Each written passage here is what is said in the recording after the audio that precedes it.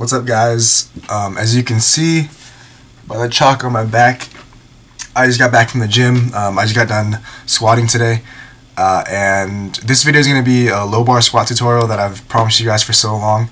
If you want to know the specific differences between high bar and low bar squatting, I am making a video about that a little bit later on, so stay tuned. But I guess let's get started learning how to low bar squat. Right, so first thing is bar position. So if we stop right here, obviously low bar squat, you're going to have the bar positioned a little bit lower than you would for high bar squatting.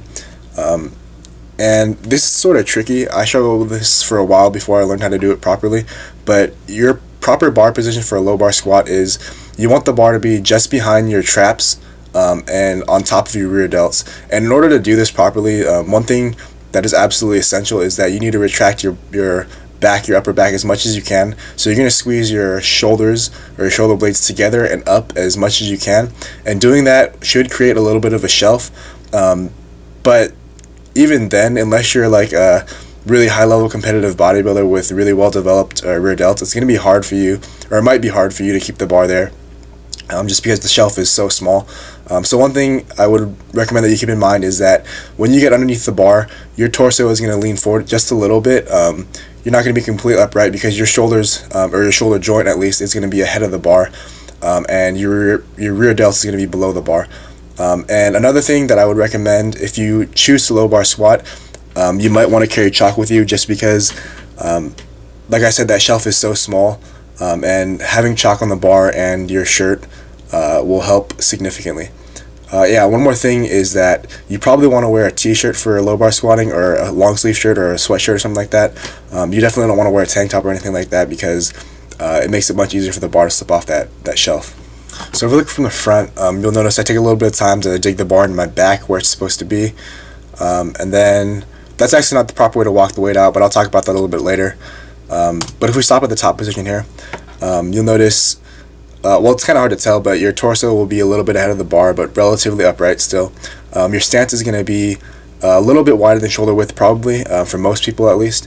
I mean, you can sort of vary your stance width, depending on your own proportions, but I would recommend starting, if you put your heels directly below your shoulders, go a little bit wider than that. Another thing is that your feet don't need to be turned out as much just because you have a wider stance. So as you descend, your knees will drive out and your chest will remain up, and you'll notice that my head isn't cranked up, it's remaining pretty straightforward. If we stop at the bottom, take a look here. Proper depth is going to be your hip crease below the top surface of your knee. Other than that, you want to make sure your knees are still driving out at the bottom and your chest should be upright. That head position, just like on high bar squat, I recommend that you keep your neck sort of flat rather than cranking it upward, just because if you increase the amount of cervical curve in your spine, or the curve in your spine near your neck, that's going to make it a lot harder to maintain neutral positions in your upper and lower back. Not only that, but especially in low bar squat, if you crank your neck back, that's going to affect the way that you contract your traps and your upper back. And like I said before, the position of your traps and upper back is absolutely essential for your bar position. So I would recommend picking a spot on the floor, maybe 8 to 10 feet in front of you, or somewhere around there, and staring at that spot while you squat. And that's also another reason why I never squat facing the mirror, or if I do, I just won't look at it, or I'll try to cover it up. As you drive up, you're going to drive through your heels, and your knees will still be driving outward. Your chest will remain up, and your hips shouldn't rise any faster than your shoulders, but as you come up to the top, your hips will come through. So we'll take a look at a couple of full speed reps here. Actually, I think we'll switch to actual set. This is a working set for me with 365. You'll notice I take a little bit of time to dig that bar into the proper position. And that was proper technique to walk the bar out. And then you'll notice I'll breathe in, set my breath, and then drop into the hole. And if we stop there, this is probably the best shot I have to illustrate proper depth. Here you can clearly see my hip crease is below the top surface of my knee. My chest is still up, and my head is still neutral, or my neck is still neutral, along with my knees are still over the same line as my heels. And then as I ascend, you'll notice the same things I was talking about before. Hips and shoulders rising together, and hips coming through at the top with your knees driving out.